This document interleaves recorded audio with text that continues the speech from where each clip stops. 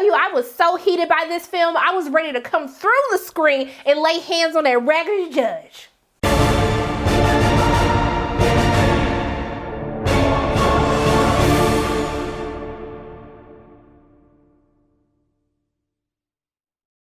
Hey everyone, it's Sharana from Pay Your Weight, and today I'm going to be reviewing The Trial of the Chicago 7, which hits the Netflix streaming platform on October 16th and is now playing in select theaters. This film is written and directed by Aaron Sorkin, who you may know from writing and directing Molly's Game, writing The Social Network, A Few Good Men, West Wing, and so much more. This film stars just a fantastic and just talented cast. Eddie Redmayne, Yahya Abdul-Mateen II, Mark Rylance, Joseph Gordon-Levitt, Michael Keaton, Frank Langella. There's just so many people. I don't even have the lung capacity to really sit here and name all this very talented cast that Aaron Sorkin has really brought together. But yes, this film centers around the story of 7 people, really 8 people, which you'll figure out throughout the course of the film, on trial stemming from various charges surrounding the uprising that happened at the 1968 Democratic National Convention, which took place in Chicago, Illinois. And so for those of you who are new to my channel, welcome, hello, so glad you came, I hope you stay. I tell you what I liked about the film, what I didn't like about the film, and is it worth your time watching or not? And so going into what I enjoyed about The Trial of the Chicago 7, I really want to give kudos to Aaron Sorkin for the writing. I just think that the writing in this film is done so well. There's some great conversations that happens between the characters, and because they also have great actors portraying these characters, it really helps elevate and breathe even more life into this great dialogue that Aaron Sorkin has written. But most of all, in a film that is really talking about the art of protesting and how the government tries to silence protesters or tries to trick the world into having this negative view on protesters, which is so relevant to what is happening today, literally relevant to what is happening in America right now, even all over the world to be exact. But I think that they do a very great job of just balancing this message about protesting, about taking a stand for what you believe in, no matter how high the stakes may be. But they do a great job of balancing that, the emotions behind it with humor. They actually do have a lot of humor throughout the course of this film. As you see all of the characters that come into play, especially Sacha Baron Cohen and Jeremy Strong's characters, there's a good balance of humor, but there's a lot of emotion that happens throughout the course of the film. And I think they do a very great job of balancing that, but also to balancing this message where it doesn't become preachy. I know a lot of people say, I don't want to see any SJW stuff.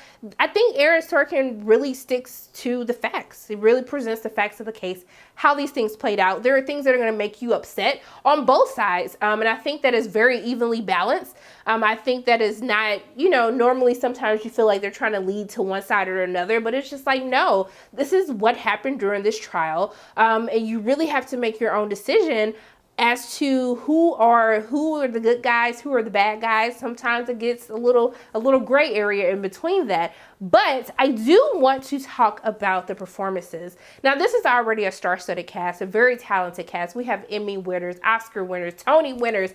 They are doing the dang on knee with this casting. But I do want to highlight some of my standouts, my favorites from the film. And the first would be Sacha Baron Cohen, who plays Abby Hoffman, who is like just the great balance of comedy when you need it, but also too, Sacha does such a fantastic job of knowing when to get serious, even though he's playing this hippie type of character along with Jeremy Strong. I just think that he was really a standout for me. I think that he does such a great job of going head to head with some of the other talent throughout the course of the film. And he was one of the performances that really stayed with me after the film was over. But I have to talk about Emmy winner Yahya Abdul-Mateen II, who portrays Bobby Seale, who is the leader of the Black Panther Party.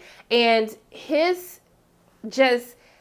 Bobby Seale's storyline, as you get to learn how he became involved of a part of the Chicago 7, and really as you see how his treatment was handled throughout the course of the trial. But most specifically, there's one scene that I was just like, yeah, if you do not get a nomination for this performance, we are going to have some issues. But I definitely expect to see Sacha's name come award season, see Yaya's name. But can we talk about my villain of the film, Frank Langella, who got on my everlasting nerves as he portrays Judge Julius Hoffman, who is the most incompetent judge that you will ever see in your life. You would literally be sitting here like, I cannot believe that you have a job. I cannot believe that your job is being a judge. I cannot believe that you're like, they just allowed you to do all of this pettiness, all this disrespect throughout the course of this trial. But he does it so brilliantly. I was really sitting here thinking, like, is Frank really like this in real life? Because his performance was just so spot on, so good, that I'm still heated. Like, even to say Frank's name, even though I think he's a fantastic actor, I'm still heated. That's how good he was as our villain of the film. But also, too, I do want to give kudos to Mark Rylance, who plays attorney William Kunstler. I think he also does a very great job, especially going toe-to-toe with Joseph Gordon-Levitt, who is the country's prosecution for this case, and he's fantastic as well. But I thought Mark Rylance actually stood out very well as this attorney who is just in a tough spot. You really begin to feel for his character when you realize that all the cards of the deck, like the deck has been stacked against him, and how he has to overcome every single battle, and really just has to allow all of these really what should be illegal things to happen. And I thought that he did a very great job. But even though I have so many things that I loved about the trial of Chicago 7, I do have some issues. I did have an issue with Jeremy Strong's performance, even though I think Jeremy Strong is a fantastic actor. But after actually going to listen to the person that he does portray, I felt like his voicing for his character was a little bit just, it seemed more of parody than necessarily trying to match the person that he's actually been brought in to portray. I don't think that I think it does kind of take away the performance, because once you actually listen to, and I believe his character, he plays Jerry Rubin, and once you actually listen to interviews and videos with Jerry Rubin, I was just like, he sounds nothing like him. So I don't know if he was trying to bring parody or comedy to it. But I just think the interactions between him and Sasha's character, Abby, that's enough without having to add the voice into that. But also too, with the representation of the Black Panther Party, because there was so much injustice that happened to Bobby Seale's character throughout the course of the film, even though he's only in the film for a short amount of time, and once you watch, you realize why. I do feel as though that they needed to shed a little bit more light, because there's things that happen in the court that, for those who don't understand the stigma behind the Black Panther Party during that time, and also too, with them having Calvin Harrison Jr., who portrays Bobby, who portrays Fred Hampton in the film, I feel as though they kind of give a high level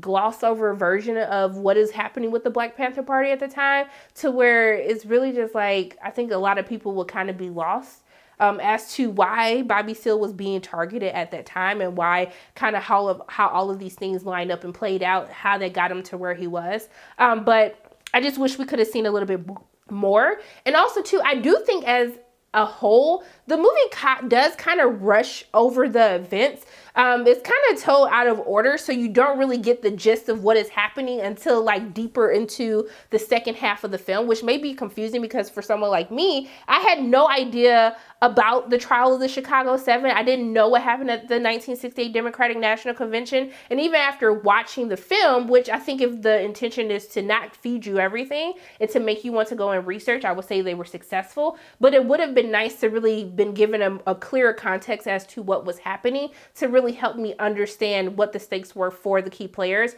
and what was, just why they were in the predicament that they were in. But overall, for me, I really did enjoy the trial of Chicago 7. I think it has some really great writing. It has some amazing performances. I do think that this is a film that we are going to hear a lot about during the awards season, even though we still have a lot more months for everything to play out, for more films to be released.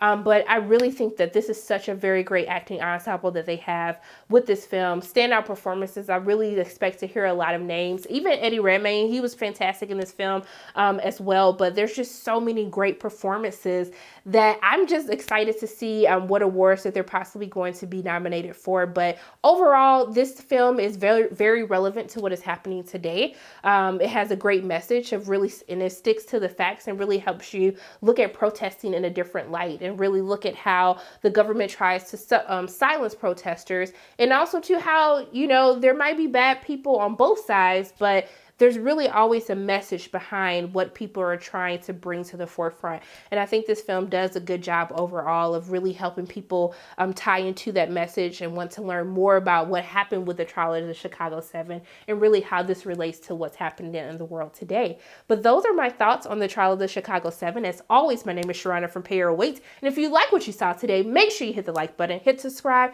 share this video with your friends, and make sure you hit that notification bell. And I love you guys 3000. And until I see you again,